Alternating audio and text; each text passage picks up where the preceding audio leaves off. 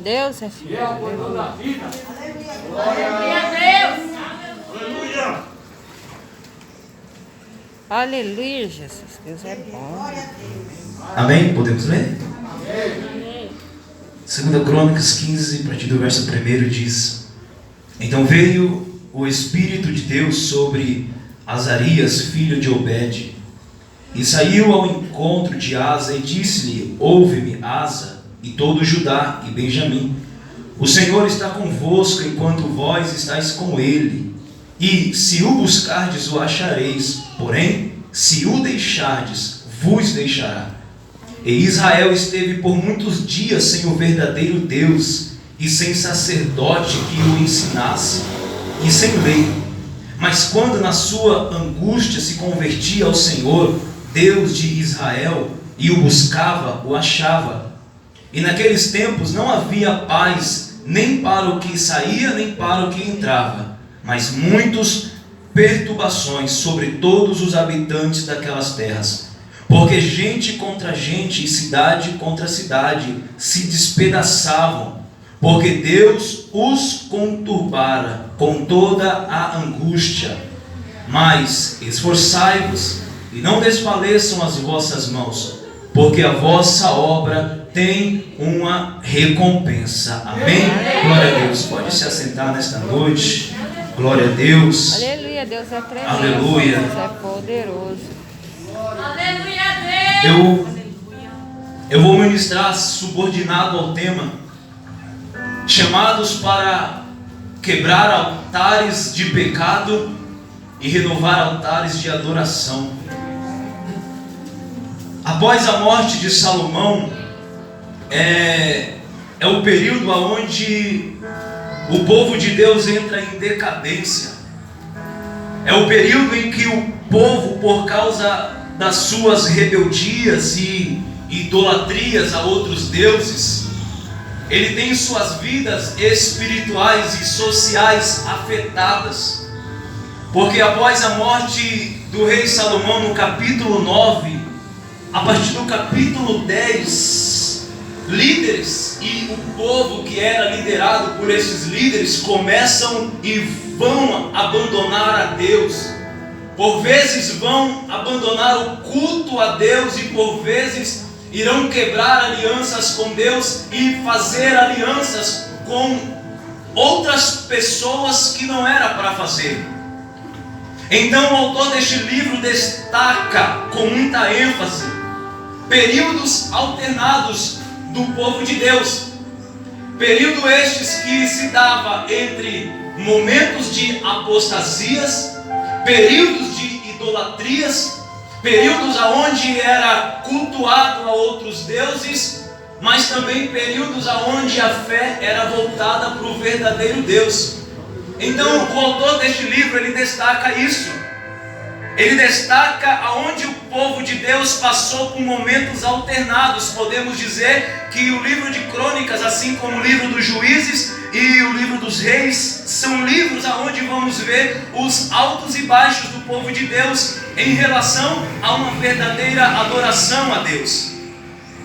E neste período de apostasia e de verdadeiros cultos ao verdadeiro Deus, Deus levanta de uma forma maravilhosa alguns reis que fizeram o que era bom aos olhos de Deus.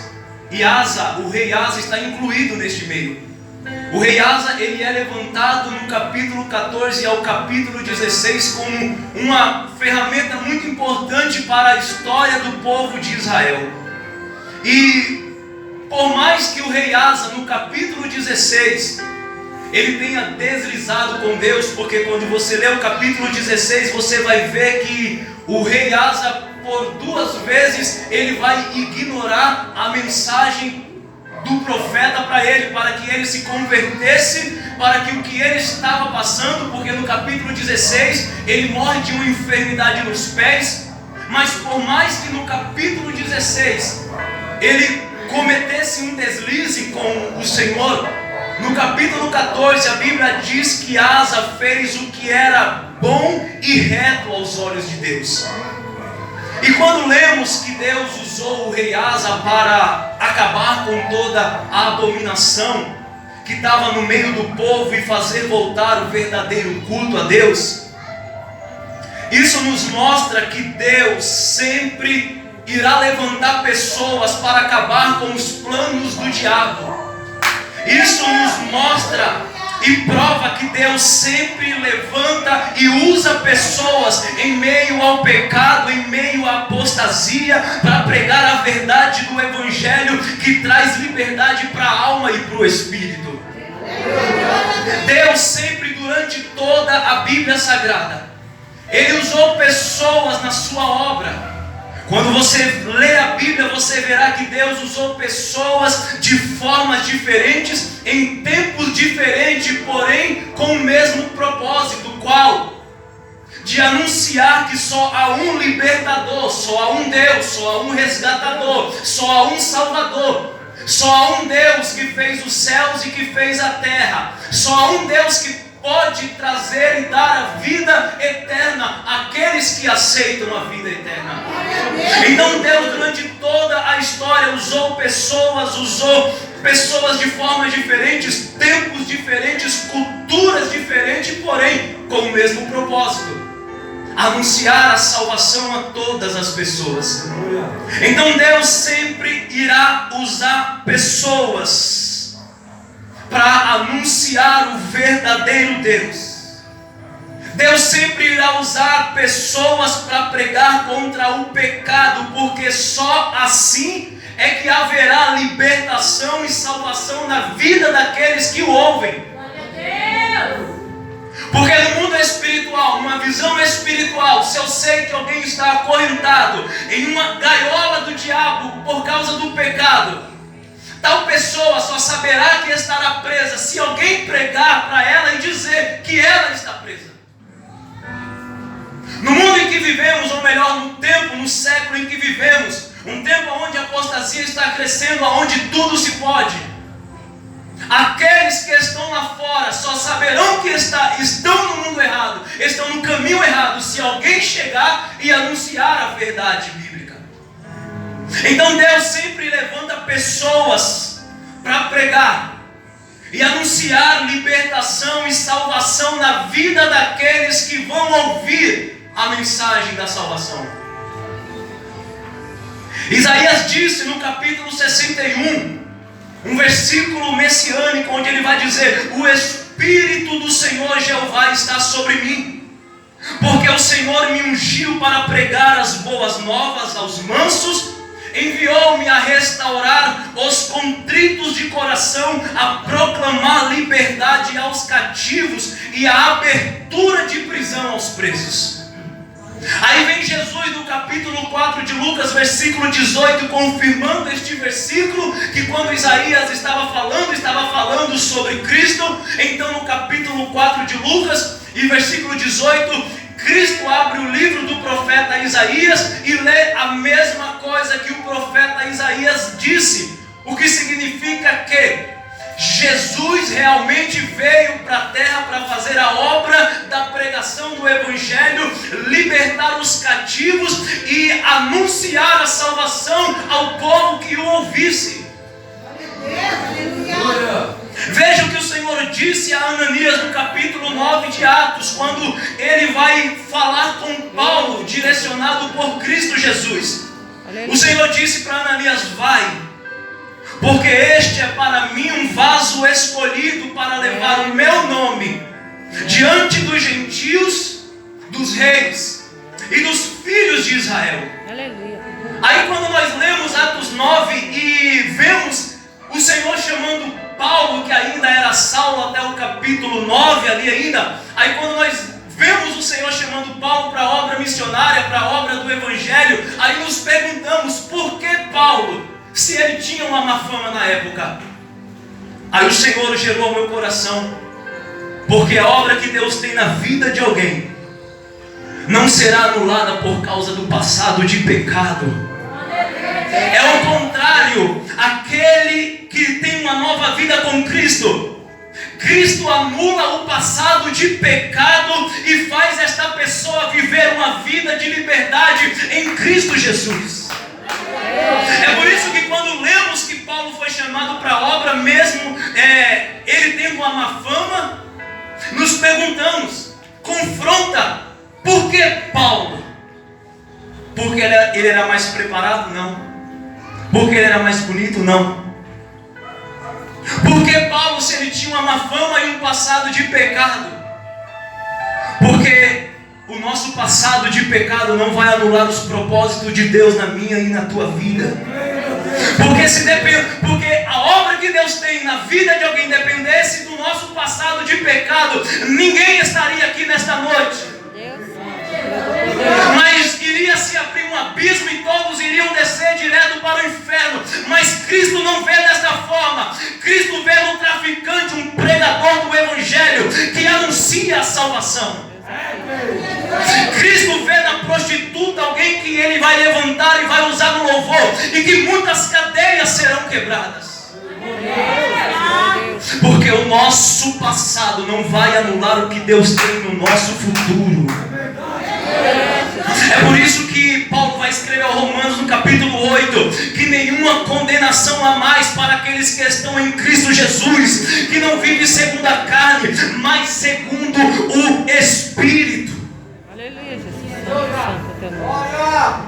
Sendo assim, Deus tem prazer em usar pessoas para levantar outras pessoas, para restaurar altares, para libertar pessoas do pecado e anunciar o nome dele. Então Asa, ele foi levantado neste cenário caótico. Asa, ele foi levantado em lugar do seu pai, Abias. E no capítulo 14 ele vence a Zera, que era da Etiópia. E no capítulo 15, onde lemos, agora vamos ver Deus usando Asa para abolir toda a idolatria e fazer voltar o culto ao verdadeiro Deus. No verso 1, o Espírito de Deus vem sobre Azarias para falar e direcionar o rei Asa. Aí eu quero que você se atente para o versículo 1. Quando o Espírito de Deus vem sobre Azarias para direcionar o rei Asa. Azarias foi cheio do Espírito e direcionado pelo Espírito para dar direção ao rei Asa. Ananias, no capítulo 9 de Atos, ele foi direcionado pelo Senhor Jesus para chegar até Paulo e chamar Paulo para a obra missionária. A Bíblia Sagrada foi escrita por pessoas cheias do Espírito Santo e direcionadas pelo Espírito, e hoje somos direcionados pela Bíblia Sagrada até os dias de hoje. O que isso significa? Significa que antes de nós querermos direcionar alguém ou falar com alguém sobre algum assunto que esta pessoa está passando, antes, primeiro, seja direcionado pelo Espírito Santo. Antes de você aconselhar alguém, direcionar alguém, ouça primeiro Deus ou o Espírito falar ao seu coração. Por quê? Porque se tentarmos direcionar alguém ou dar conselhos a alguém, dependendo da situação que esta pessoa está passando, se nós quisermos direcionar por nossos sentimentos, com palavras que são geradas no coração e não no espírito, dependendo da situação, nós vamos fazer esta pessoa afundar ainda mais. Porque em Jeremias 17 diz que o coração do homem é enganoso. Então, se você vai dar direção para alguém consultando uma fonte enganosa, você vai pôr essa pessoa a se perder. Agora, quando você deixa o Espírito de Deus te direcionar para direcionar outras pessoas, na hora certa, no momento certo, Ele vai colocar palavras sobre a tua boca e vai te dar palavras para o momento que está acontecendo. Então, nesta noite, receba este conselho direcionado pelo Espírito Santo. antes de direcionar alguém, falar com alguém sobre um assunto principalmente espiritual, seja primeiro direcionado pelo Espírito de Deus. Antes de falar com alguém, consulte a Deus e pergunte para Deus o que nós devemos falar para aquela pessoa.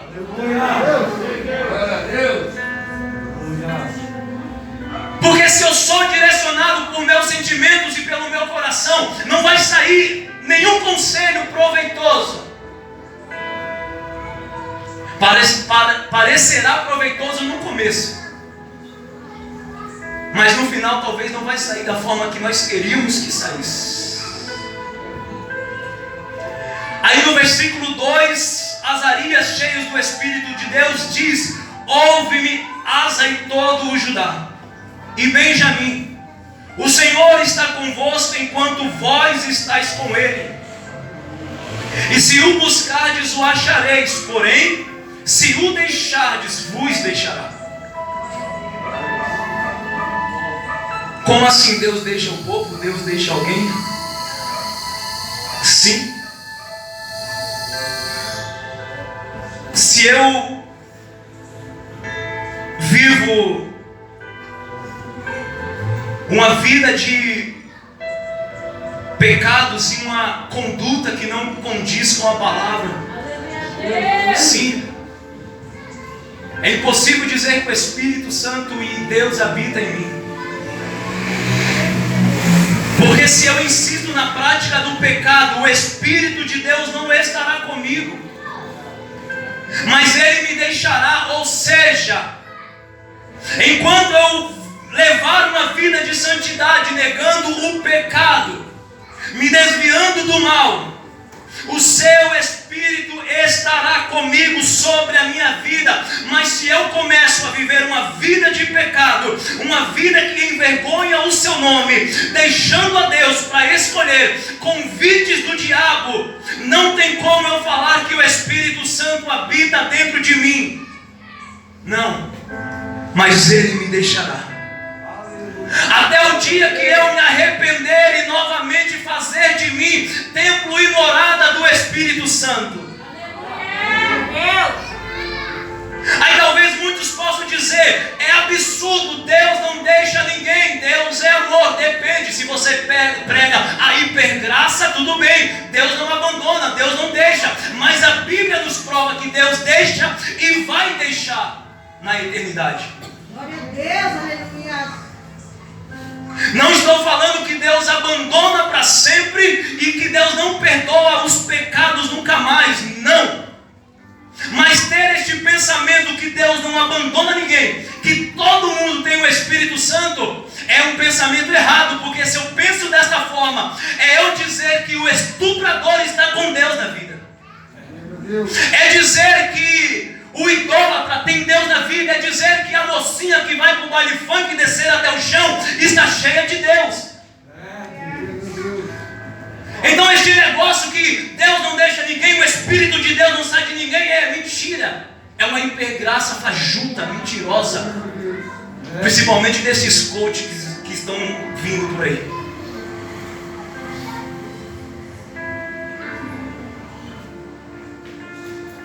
O Espírito de Deus deixou Saul. O Espírito de Deus, em Juízes capítulo 16, se retirou da vida de Sansão. No arrebatamento, muitos serão deixados na eternidade, por passarem a vida toda deixando Deus na terra. Mateus 25, Mateus 24, Jesus disse que estando dois no campo, um subirá e o outro será deixado. Mateus 25 diz sobre a parábola das 10 virgens, aonde diz que 5 entrou para as bodas e 5 foram deixadas para fora. Deixadas por quem? Pelo Senhor.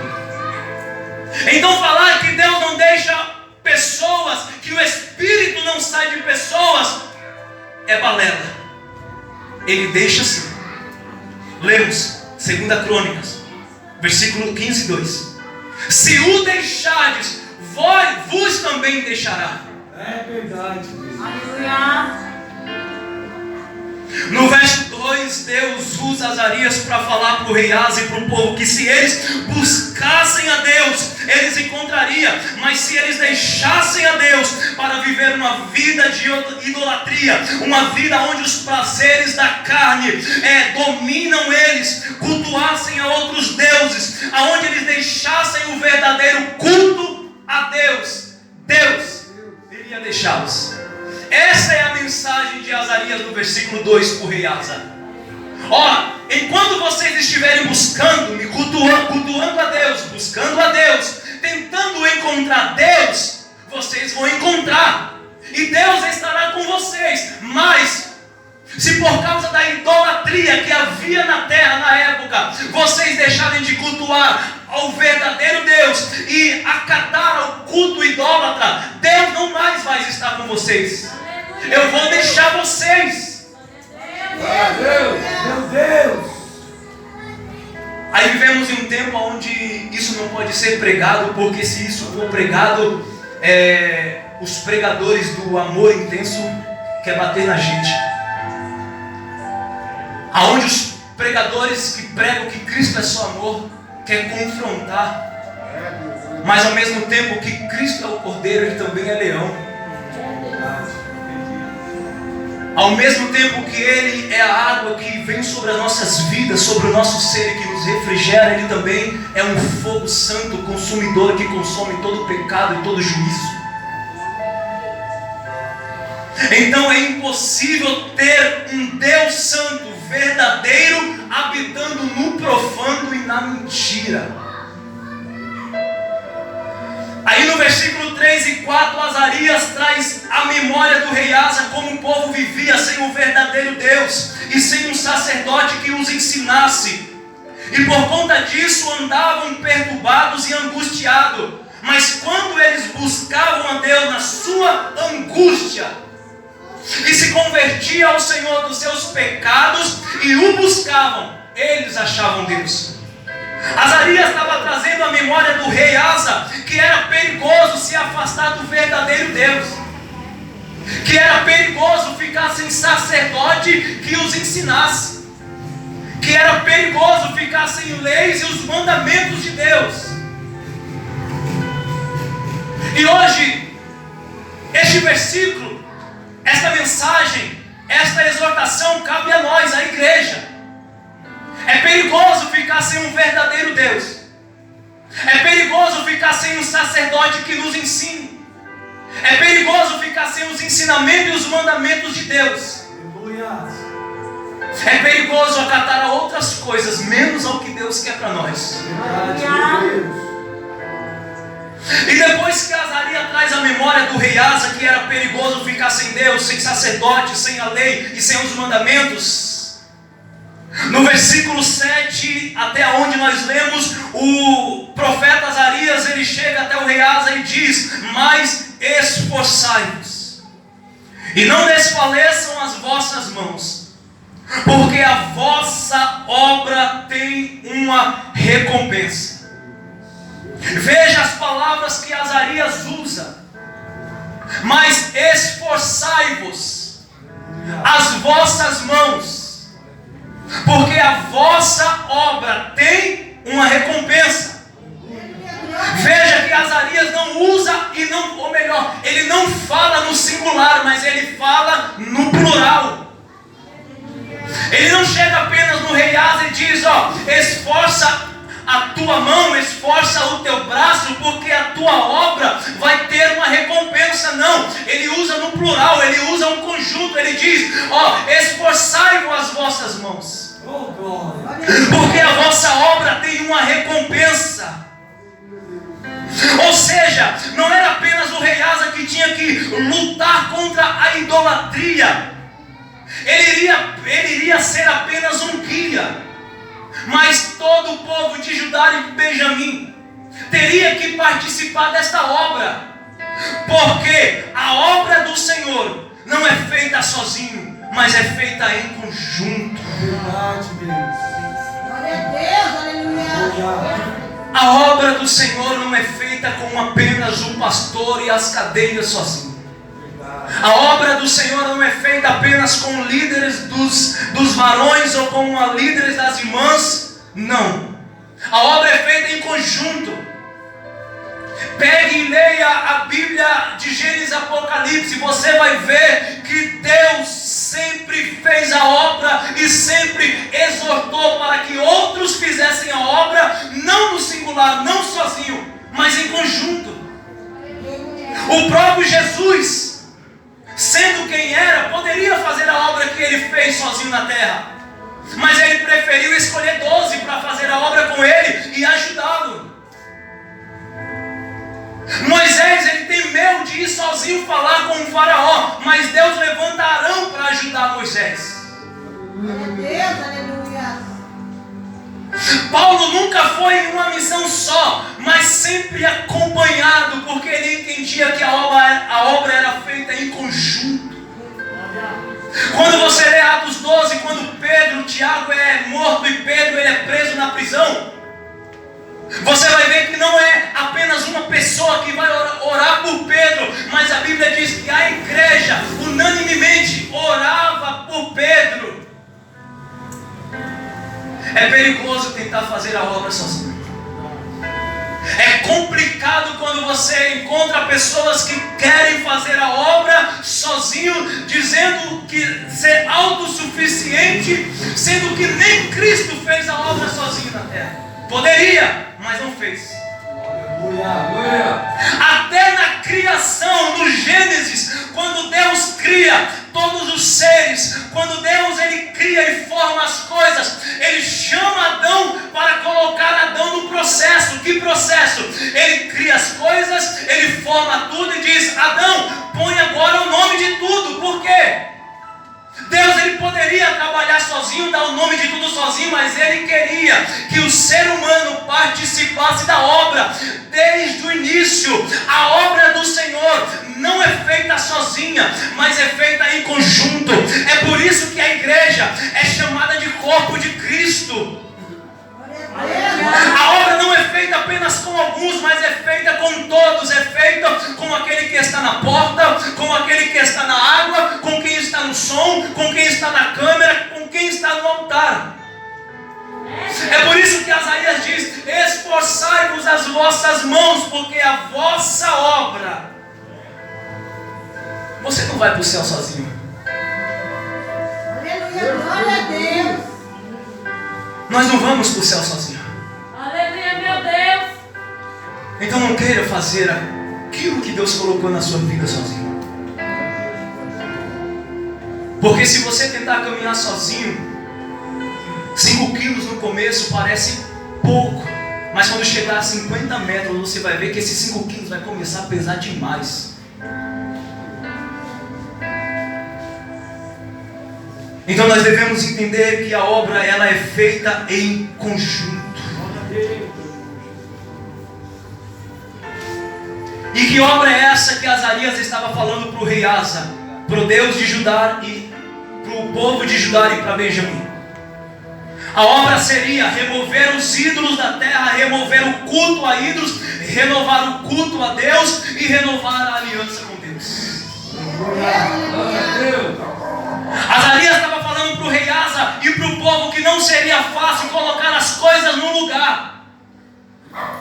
É por isso que no verso 7 ele vai animar o rei Asa, porque não seria fácil a obra que ele teria que fazer. No versículo 7, quando Azarias diz para o rei Asa para eles esforçarem e não desfalecessem as mãos, Azarias estava falando que a obra não seria fácil, mas ele diz em seguida: esforçai-vos, porque a vossa obra tem uma recompensa. Aleluia, Deus. Aí eu trago para a igreja: de que forma que a igreja hoje ela remove e tira altares de pecado, idolatrias, tudo que é abominação do meio do povo? Através da palavra pregada. A igreja quebra altares de Satanás pela palavra pregada. Hoje você tem poder de fazer pessoas renovarem alianças com Deus através da palavra pregada. E se você acha que vai ser fácil ou será fácil pregar contra o pecado, pregar contra a idolatria, remover costumes mundanos do meio do povo de Deus, você está enganado. Será fácil se você quiser animar o público que te ouve. Será fácil se você quiser pregar um Cristo que só é amor e que quem aceitar este Cristo não precisa mudar a sua conduta de vida. Será fácil se você tem a intenção de mostrar uma hipergraça que é contrária à Bíblia Sagrada. Aí vai ser fácil. Aí você vai ser chamado em muitos lugares. Aí todos vão te adorar. Porém, eu não estou dizendo que eu sou contra aqueles que pregam as mensagens de ânimo, as mensagens de que vamos triunfar. Não sou contra isso, não. Muito bem, devemos pregar, devemos animar aqueles que estão cansados, devemos levantar os caídos. Porém, não devemos ficar com a visão fechada apenas nisso.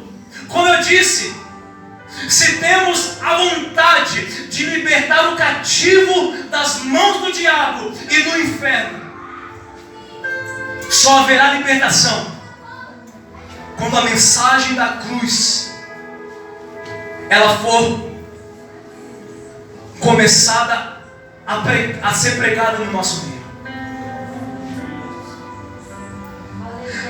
Mas pregar o verdadeiro evangelho não será tão fácil. Jeremias, por pregar o verdadeiro evangelho, Jeremias, por pregar a verdadeira palavra, ele foi jogado em cárceres e em calabouços. Estevão, por falar a verdade diante dos religiosos da época, ele foi apedrejado até a morte.